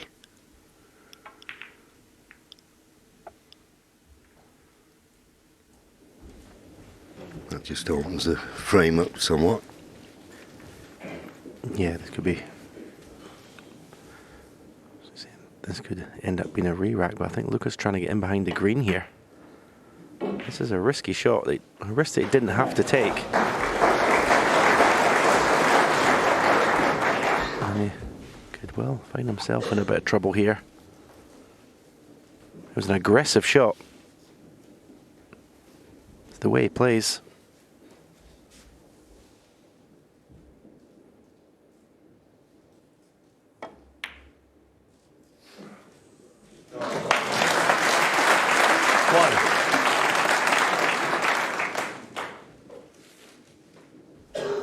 Yeah, it was a risk he didn't have to take there, Luca, and he's He find himself in a lot of trouble here. Ricky Ricky Walden was won. in playing that snooker, trying to make sure that he blocked off the right side of the table. The easy escape into the right side of the bunch. I think he's done that. Yeah, so it's twice across. It's not a one cushion escape. You always got to be careful. The second cushion, it can just slide. Looks to adjust this nicely, or is he going to catch the pink? Foul. Catches the Miss. pink. Ricky Walden 6. Back. Just a minor adjustment needed. The shot's on. But of course, you make a minor adjustment, and you can just slide past the cluster, and he'd leave that red to the left corner.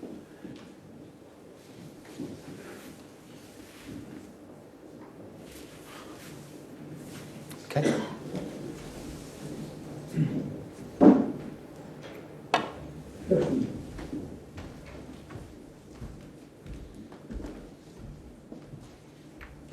Played it nicely that time.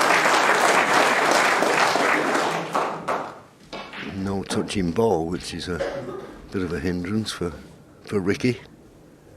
Touching ball, he'd have no problem just trying to get this cue ball in behind the green again. Not so easy now.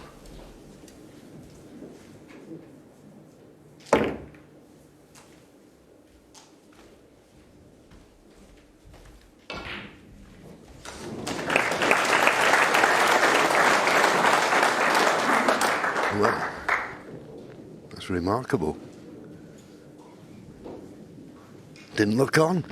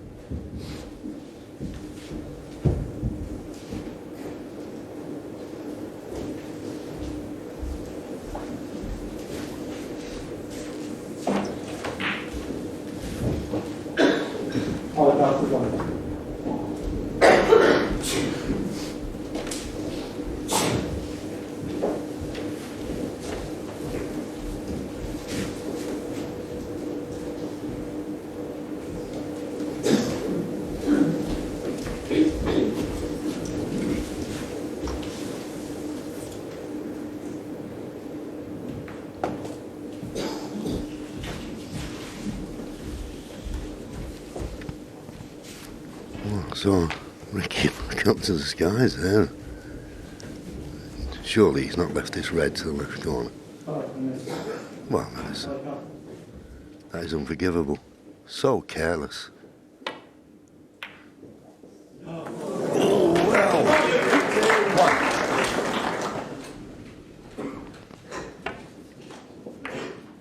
Yeah, he obviously had to swerve that a little bit, right-hand side. And in doing that, he wasn't able to get the cue ball out to get perfectly on the black. Bit straight.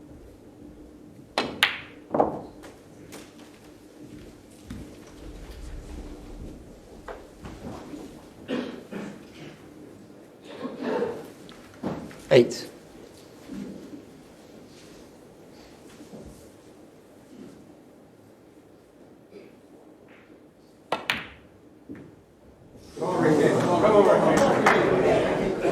Luca Brissell, 8. And if you're Ricky Walden, you love to see that, because that was a nervy one.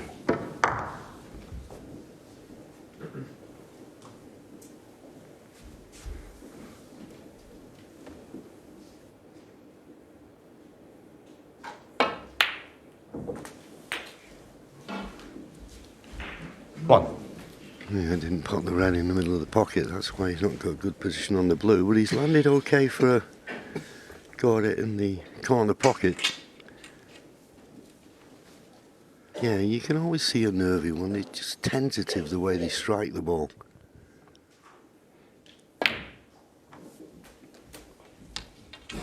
I've just got a feeling, Stephen, there's going to be a few twists and turns in this match. Yeah, it's you know, it's this 6. It's huge for Luca.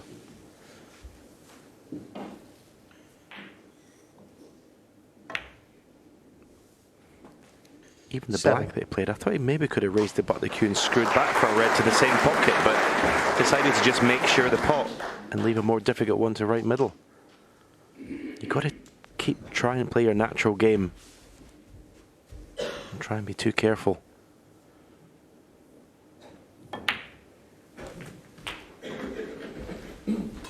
No, Ricky's going to be bringing more reds into play after this shot. 14. The little gap. You could possibly get the cue ball through here, through the bunch.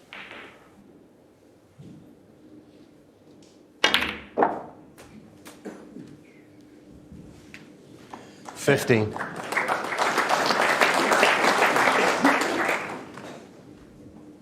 It's okay. He's looking at the pink, but pink's a little bit of a testy pot where you feel he could just drop the blue in, and without red being in the other half of the table, he could get on that comfortably. Easier pot.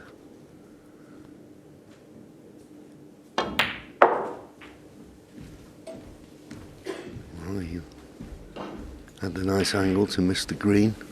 Played it perfectly. 20.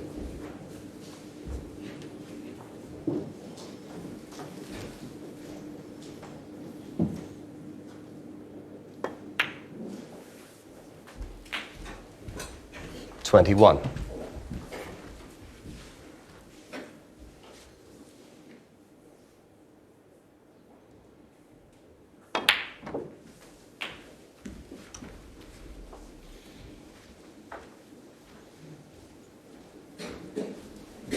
$28.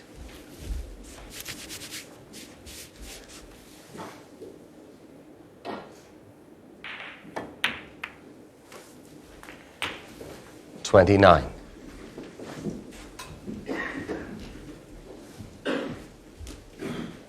Two reds on the left-hand side, so just above the cue ball, available into the opposite corner is this black. All about cueing it nicely. And he's just overrun it a touch. It's just about okay, 36. and you can just cue past the blue.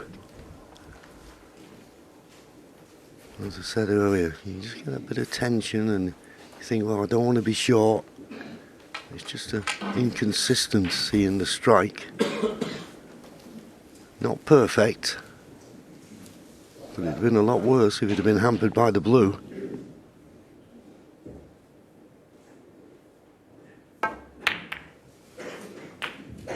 $37.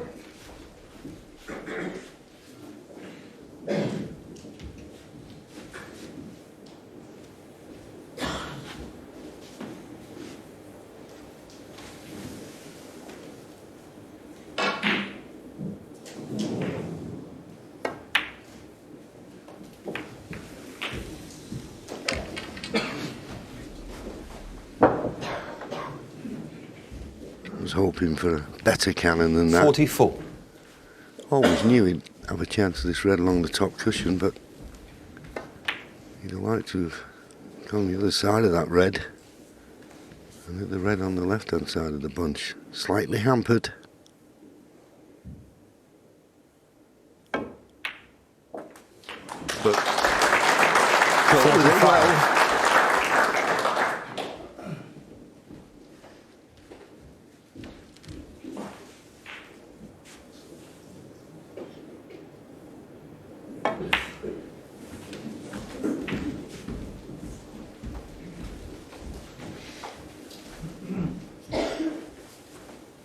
$50.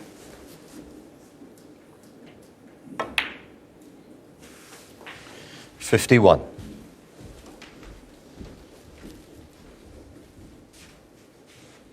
Just the one loose red to play for. Not a problem. Just stunning off the side cushion. And this red. 55. And a colour. And he'll be at snooker's required.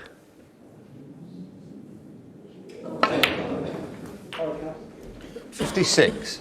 Well, the fact he's played it like that, those two reds just to the left of the pink, they could be a plant to the corner pocket here. I can only assume they are.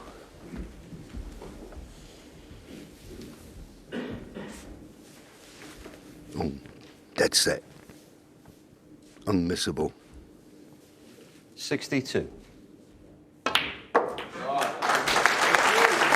63.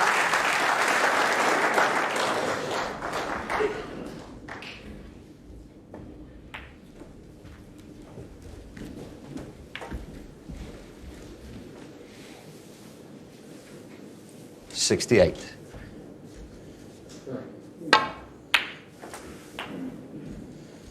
69.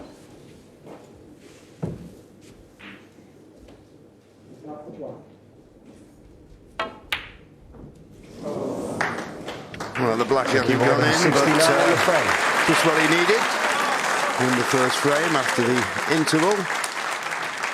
Still two behind.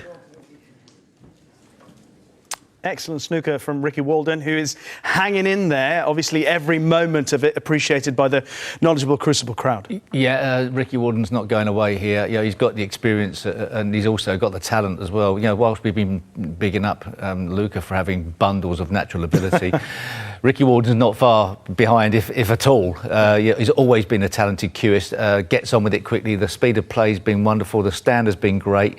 Getting back there, the pockets are fractionally generous at the moment because it's day two. Cloth's still pretty new, so it's a bit slicker, and the players are making the most of that, and they're playing pretty decent. Frames are not getting stuck down in many tactics. It suits them both, and Luca's still got to get over the line and win his first match. So whilst we're also saying, you know, it doesn't seem like he has a care in the world, you don't know what's going on in the brain. I have to say, your cloth chat so far at this year's World Championship, it's the best chat that we've had in between frames. Listen, there's no smoke without fire. I've got the nickname interesting. Genuinely, no, I meant that genuinely. All right, let's get back to it. Luca Brissell still out in front.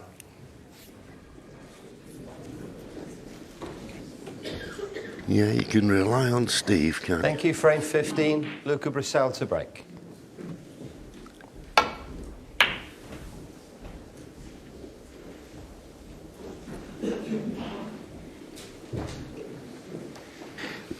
Yeah, one thing I do agree with Steve on is the speed of play of this match has been great to watch. Average frame time 14.5 minutes. That's pretty rapid. Ricky Walden coming in at 22 seconds a shot. Luca Brissell at 19. Little smile from Luca means that just a little smile to acknowledge that himself that Ricky had a nice kiss there on the brown to snooker him on this red in the left corner. He's got to focus on the job, getting the match done, not try and pay attention to things like that. This isn't going to reach. Foul. And a miss. Ricky Walden full. Yeah? 8-6 in front. Everything's going to be positive. Don't focus on negative things. Easier said than done out there. Huge pressure. Yeah, Ricky?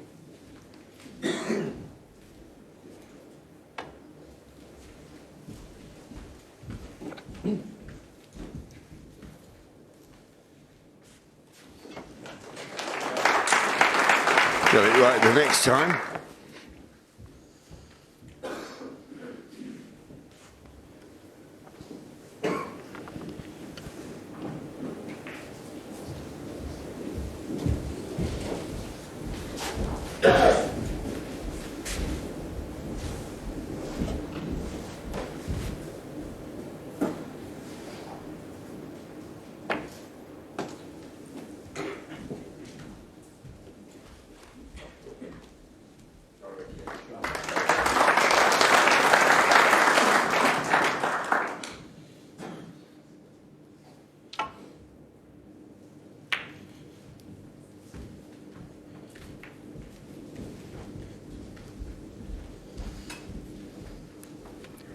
This red may be on to the far right corner, the one closest to the cue ball.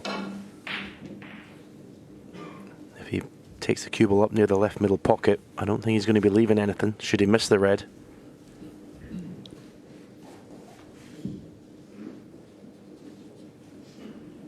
Yeah, worth a shot. He's looking to hold for the black. I don't know whether I'd be more interested in playing the run through, playing for a baulk colour. Just seems to me make the pot a bit easier, but he's playing for the black.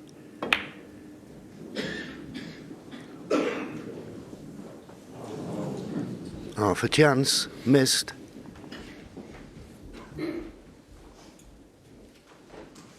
Yeah, strange way to play it, I think. The pot's so much easier playing topspin because the way he played it, he's looking down on the shot. He's not looking along the line of it. And as I said, taking the cue ball up for blue or baulk colour, he wasn't leaving anything. Possible red to right middle for Luca here.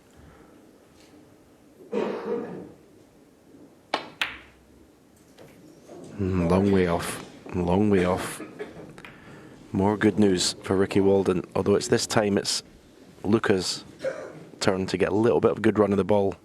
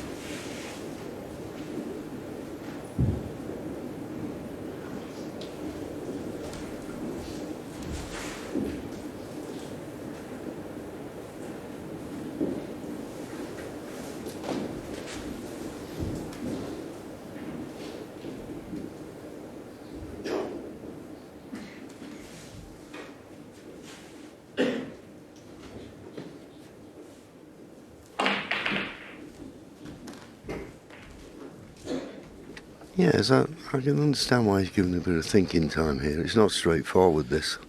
I mean, the red he's closest to, he could cover it with a yellow, but then he'd leave the other red that's in the baulk end.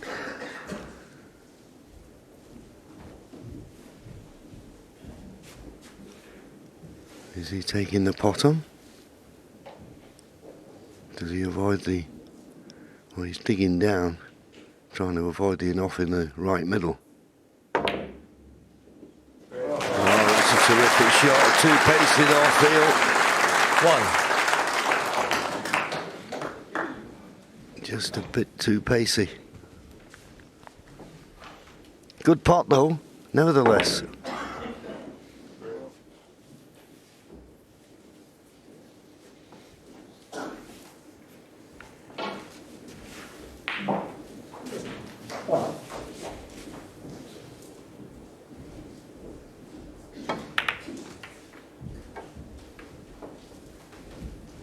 Ricky Walden 1.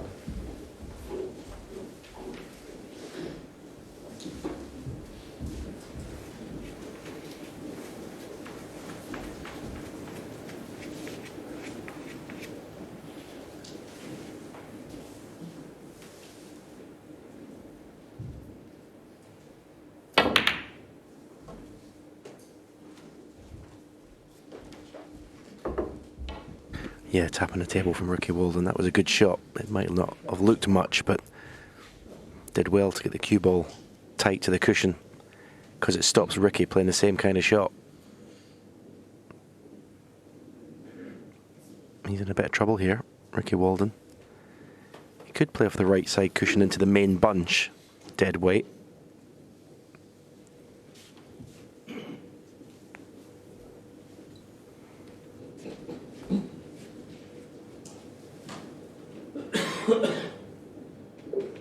Not playing the run through and nestling into that bunch.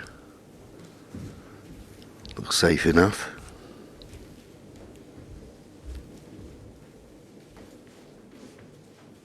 Just wondering, can he get through to the red that's closest to the left cushion? potting it to the left middle. It's an acute angle. Be a big shot to take on. Doesn't shy away from much. No, didn't want to play the pop.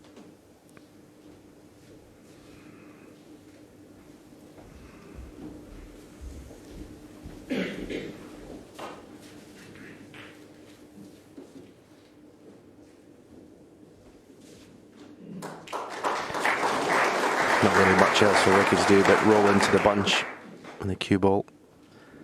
Could be a few shots before this situation is resolved.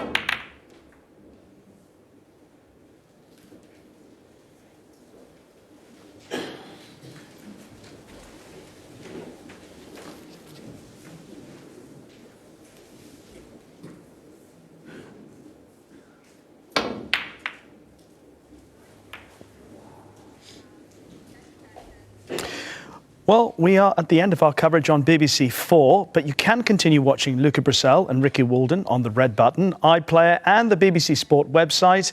And you can also follow Ali Carter and Jack Jones on the iPlayer and online. And of course, if you wanted to, you can join Steve and I at 11:20 p.m. on BBC 2 for highlights of today's action at the Crucible. But for now, from all of us here in Sheffield, bye-bye.